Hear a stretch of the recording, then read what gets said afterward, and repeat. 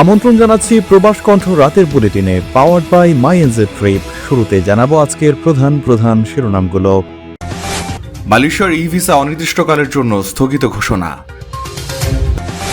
1 বছরের মধ্যে সর্বোচ্চ প্রবৃদ্ধির পথে মালয়েশিয়া, বলছে জরিপ। এবং 5.25 লাখ প্রবাসের ভোটদান সম্পন্ন। দেখছিলেন শিরোনাম, এবার বিস্তারিত। Planning your next trip? Get my NZ Trip, the worldwide eSIM data service. Select your region and plan. Buy your plan before you fly. No chips to swap, zero plastic, same identity. No more searching for a signal. Affordable access everywhere you go. Global signal in seconds. Try my NZ Trip. Connect across the globe instantly.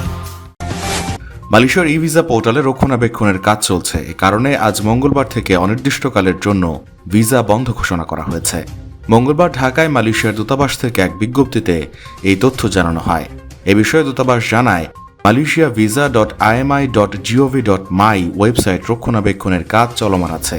চলমান system রক্ষণাবেক্ষণ এবং স্থিতিশীলতার কাজের কারণে 10 ফেব্রুয়ারি থেকে পরবর্তী notice না দেওয়া পর্যন্ত সাইটটি অস্থায়ীভাবে অকার্যকর থাকবে।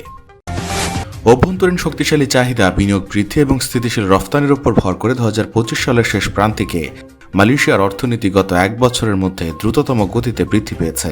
সম্প্রতি রয়টার্স পরিচালিত অর্থনীতিবিদদের এক জরিপে এই তথ্য উঠে এসেছে। প্রবৃদ্ধির পূর্বাভাসে 18 জন অর্থনীতিবিদের উপর করা জরিপ অনুযায়ী চতুর্থ প্রান্তিকে বার্ষিক প্রবৃদ্ধি 5.7% হতে পারে বলে ধারণা করা হচ্ছে। এটি তৃতীয় প্রান্তিকের 5.2% প্রবৃদ্ধির চেয়ে বেশি। মালয়েশিয়ায় 10 রিঙ্গিতের 20 ক্লাব বিস্কিট কিনে এবার গাড়ি জেতার সুযোগ। আরও থাকছে প্লে স্টেশন, 10টি বাইসাইকেল ছাড়াও 20টি আকর্ষণীয় গিফট হ্যাম্পার। অংশ নিতে আপনার নাম, ফোন নম্বর, দোকানের নাম আর ভাউচারের ছবি পাঠিয়ে দিন কিউআর কোডের লিঙ্কে। অফারটি চলবে 28 ফেব্রুয়ারি পর্যন্ত। সেবামূলক এবং ম্যানুফ্যাকচারিং খাতের দ্রুত উন্নতি প্রবৃদ্ধিতে বড় ভূমিকা রেখেছে। এমনকি যুক্তরাষ্ট্রের 19% শুল্ক আরোপের চ্যালেঞ্জ সত্ত্বেও রফতানি ইতিবাচক ধারায় রয়েছে। ডিসেম্বর মাসে দেশটির বাণিজ্য উদ্বৃত্ত বেড়ে 19.3 বিলিয়ন রিঙ্গিতে দাঁড়িয়েছে।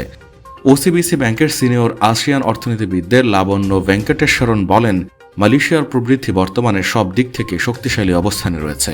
রফতানি, সরকারি ও বেসরকারি বিনিয়োগ, সরকারি ব্যয় এবং পারিবারিক ভোগ সবই প্রবৃদ্ধিকে দ্রুত সম্পন্ন করেছে, যা 2023 সালের পর থেকে দেশটির মজবুত অর্থনৈতিক ভিত্তির প্রতিফলন।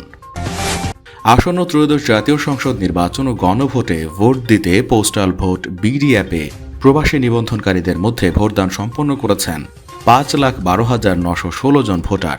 মঙ্গলবার প্রবাসী ভোটার নিবন্ধন বিষয়ক ওসিভি এসডিআই প্রকল্পের টিম লিডার সালিম আহমেদ খান এই তথ্য জানিয়েছেন।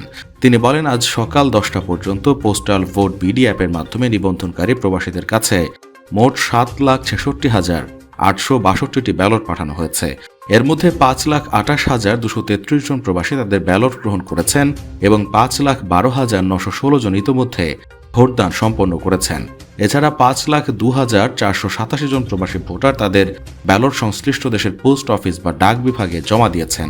4,71,957টি পোস্টাল ব্যালট বাংলাদেশে এসে পৌঁছেছে। এর মধ্যে 4,19,919টি ব্যালট ইতোমধ্যে রিটার্নিং কর্মকর্তারা বুঝে পেয়েছেন।